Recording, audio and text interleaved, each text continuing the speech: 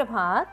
करो योग रहो निरोग की श्रृंखला में आज का हमारा आसन है अनंत आसन या कृष्णासन। यह आसन भगवान कृष्ण को प्रिय था। इसमें आत्मा की अनंत स्थिति का अनुभव करना है।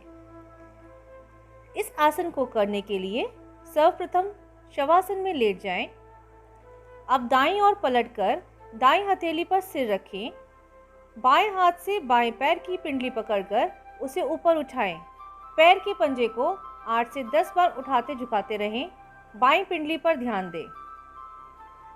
इसके बाद बाएं हाथ को घुटने के नीचे लगाकर बाएं पैर तथा पिंडली को नीचे ऊपर करते रहें। बाएं घुटने पर ध्यान लगाएं। अब हाथ को छाती के पास जमीन से लगाएं।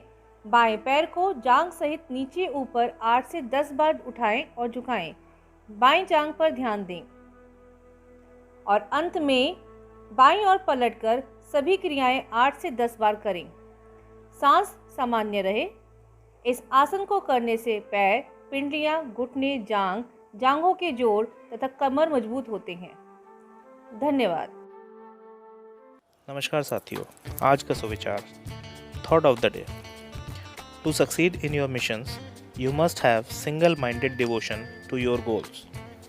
अपने मिशन में कामयाब होने के लिए आपको अपने लक्ष्य के प्रति एकाग्रचित होना पड़ेगा। अर्थात उद्देश्य यदि निर्धारित है तो उन तक पहुंचने के लिए एक अच्छी रणनीति बनाकर आप अपने लक्ष्य को प्राप्त कर सकते हैं।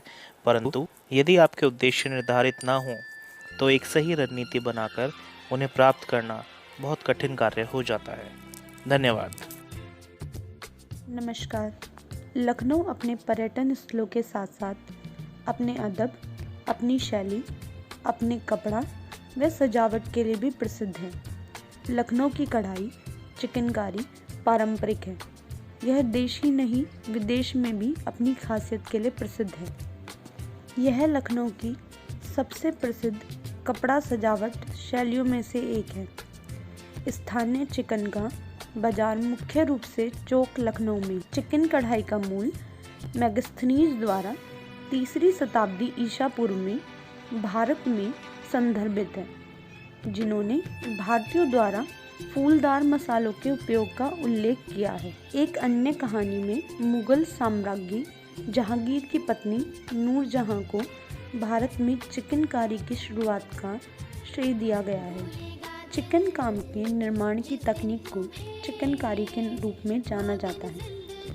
चिकन विभिन्न प्रकार के कपड़ा, फैब्रिक, मलमल, रेशम, शिफॉन, नेट आदि पर नाजुक और कलात्मक रूप से की गई कढ़ाई है। सफ़ेद धागे को हल्के मलमल और सूती कपड़ों के हल्के हल्के रंगों पर कढ़ाई की जाती है। आजकल फैशन के ट्रेंड को पूरा करने के लिए रंगों में चिकेन और सिल्क के धागों से कढ़ाई की जाती है।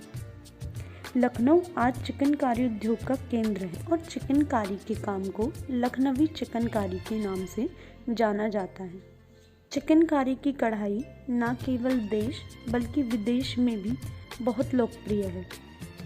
भारतीय सिनेमा तथा भारतीय टीवी सीरियलों में अधिकतर अभिनेत्रियों द्वारा चिकनकारी की कढ़ाई का कुर्ता बहुत पसंद किया जाता है। 1986 में मुजफ्फर अली द्वारा निर्देशित शबाना आजमी और फारूक शेख द्वारा अभिनीत भारतीय फिल्म अंजुमन लखनऊ में सेट की गई और चिकन श्रमिकों के मुद्दे से संबंधित यह फिल्म बहुत पसंद की गई। वास्तव में फारूक शेख इस कपड़े और शैली से इतने मंत्रमुग्ध हुए कि उन्होंने अपना सारा जीवन चिकन पहना और लखनवी चिकनकारी के विभिन्न प्रकार के ब्रांड के एम्बेसडर बन गए।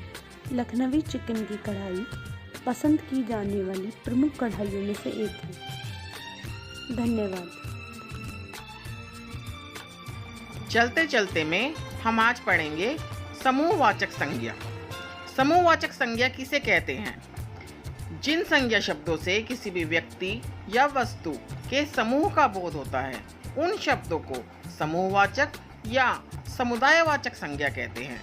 जैसे भीड़, मेला, सभा, कक्षा, परिवार, पुस्तकालय, झुंड, गिरोह, सेना, दल, गुच्छा, टुकड़ी आदि। उदाहरण के तौर पर मुझे 1 दर्जन केले चाहिए। इसमें दर्जन शब्द केलों के समूह का बोध करा रहा है, इसलिए समूहवाचक संज्ञा है। भारतीय सेना विश्व की सबसे बड़ी सेना है में सेना शब्द समूहवाचक संज्ञा। और मेरी कक्षा के विद्यार्थी घूमने जा रहे हैं, इसमें कक्षा से विद्यार्थियों के समूह का बोध होता है, इसलिए कक्षा समूहवाचक संज्ञा है। आपके सामने स्क्रीन पर कुछ वाक्य दिए हुए हैं। उन वाक्यों में समूहवाचक संज्ञा को छांटकर उनको रेखांकित कीजिए और अपनी मैम को दिखाइए। धन्यवाद।